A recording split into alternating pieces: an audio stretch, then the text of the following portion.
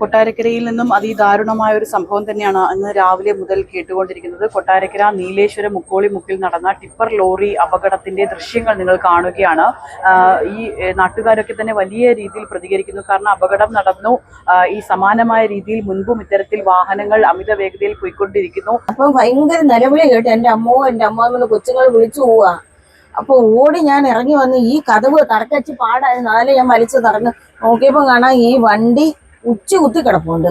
അതിന്റെ വീല് എല്ലാം മേപ്പോട്ട്, അത് ഇല്ല മൂലയ്ക്കോട്ട് കിടപ്പുണ്ട്. ഇനി റോഡിലല്ല, ആ മൂലയ്ക്കോട്ട് ആളുകൾ ബസ് കയറാൻ നിൽക്കുന്ന ആ ഭാഗത്തും ആ കടയുടെ തിണ്ണയിലുവാ അങ്ങോട്ട് കിടക്കുക. അപ്പം ആളുകൾ ആ കടയുടെ തിണ്ണെ കിടന്നുകൊണ്ട് വിളിച്ചു പോകുന്നു, ഓടിവായേ എന്ന് പറയുന്നുണ്ട്. ഓടിച്ചെല്ലാം ഇവിടെ അന്നേരം ആട്ടോയും ഇല്ല, ആളുകളും കുറവാ, രാവിലെ അല്ലയോ. പിന്നെ അയലത്തുള്ളവരൊക്കെ ഓടി ഇറങ്ങി. അപ്പം ബസ്സിനകത്ത് ഇരുന്നവരെങ്കിലും വായേ എന്ന് വിളിച്ച് എന്തായാലും ബസ്സിനകത്തുനിന്ന് കുറച്ച് പേര് ആണുങ്ങളൊക്കെ ഉള്ളവർ ഓടി ഇറങ്ങി വന്ന്. അവർക്കൊന്നും ചെയ്യാൻ പറ്റത്തില്ല.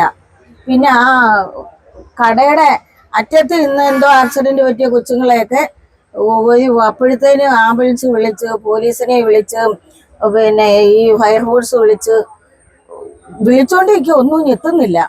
അങ്ങനെ പിന്നെ ഫയർഫോഴ്സും ആംബുലൻസും ഒക്കെ വന്ന് ഇവരെ എടുത്ത് അതിനകത്ത് ഇട്ട് കിട്ടിയവരെ അവരെടുത്ത് കൊടുത്ത് വിട്ട്.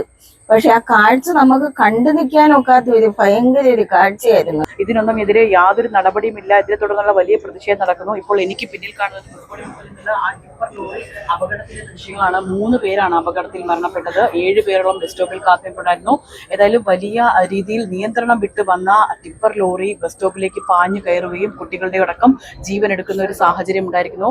ഈ വാഹനങ്ങളുടെ അമിത നിയന്ത്രണം, അതായത് സ്കൂൾ സമയങ്ങളിലുള്ള വാഹനങ്ങളുടെ അമിത നിയന്ത്രണം, ടിപ്പർ ലോറി അടക്കമുള്ള വാഹനങ്ങൾക്ക് നിയന്ത്രണം ഏർപ്പാടാക്കിയിരിക്കെ ഇത്തരത്തിൽ വാഹനങ്ങൾ പോകുന്നതിനുള്ള കർശന നടപടി എന്തുകൊണ്ട് എടുക്കുന്നില്ല? ഇത്തരത്തിലുള്ള ചോദ്യങ്ങൾ അവശേഷിക്കുന്നു. ഏതായാലും വലിയ സങ്കടകരമായ നാടിനെ നടുക്കിയ ഒരു വാർത്ത തന്നെയാണ് ഇന്ന് രാവിലെ ഈ നാട് കേട്ടുണർന്നത്.